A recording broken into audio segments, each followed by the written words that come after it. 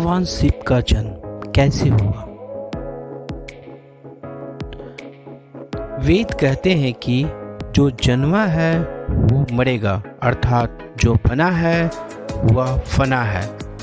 वेदों के अनुसार ईश्वर या परमात्मा अजन्म, अप्रकट, निराकर, निर्गुण और निर्विकार है। अजन्म का अर्थ जिसने कभी जन्म नहीं लिया और जो आगे भी जन्म नहीं लेगा। प्रकट अर्थात जो किसी भी गर्भ से उत्पन्न ना होकर स्वयं प्रकट हो गया है, और अर्थात जो स्वयं भू प्रकट भी नहीं है। निराकार अर्थात जिसका कोई आकार नहीं है, जिसमें किसी भी प्रकार का कोई गुण नहीं है, अर्थात जिसमें किसी भी प्रकार का कोई विकार या दोष भी नहीं है।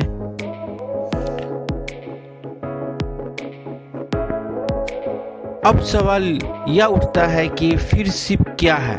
वो किसी ना किसी रूप में जन्मे या प्रकट हुए, तभी तो उन्होंने विवाह किया, तभी तो उन्होंने कई असुरों को वरदान दिया और कई असुरों का वध भी दिया।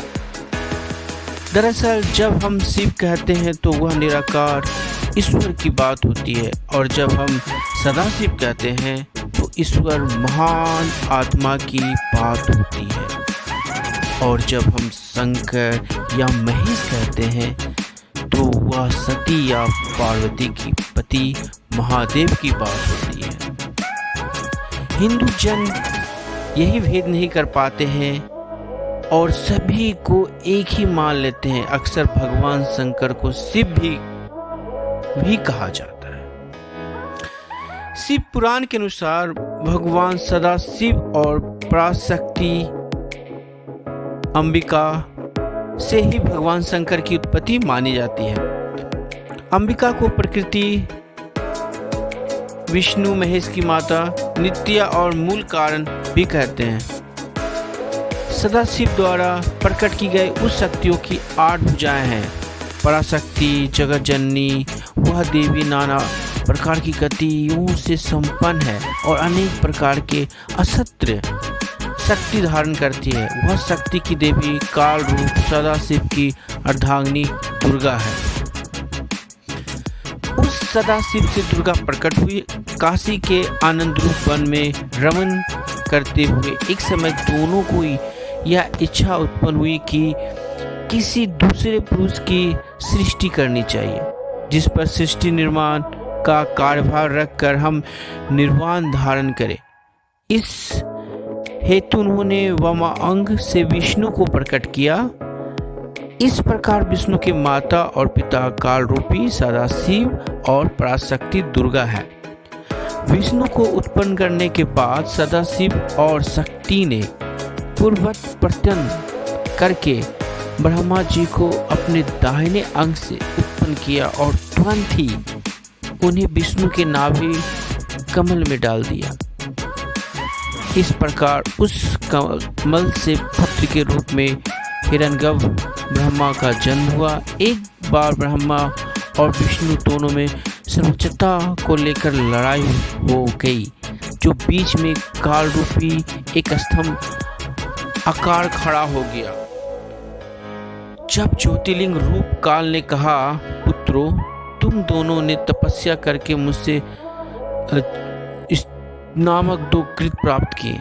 इस प्रकार मेरे विभूतिश्वर रुद्र और महेश्वर ने 2 अन्य उत्पन्न कृत संहार और तिरोभाव मुझसे प्राप्त किए, परंतु अनुग्रह नामक दूसरा कोई कृत्य पा नहीं सकता। रुद्र और महेश्वर दोनों ही अपने कृत को भूला नहीं है, इसलिए मैंने उनके लिए अपनी समानता प्रदान की है। सदाशिव कहते हैं, मेरे जैसे वाहन रखते हैं, मेरे जैसा ही वेश धरते हैं और मेरे जैसे ही इसके पास हथियार हैं। वे रूप, वेश, वाहन, आसन और कृत्य में मेरे ही समान है।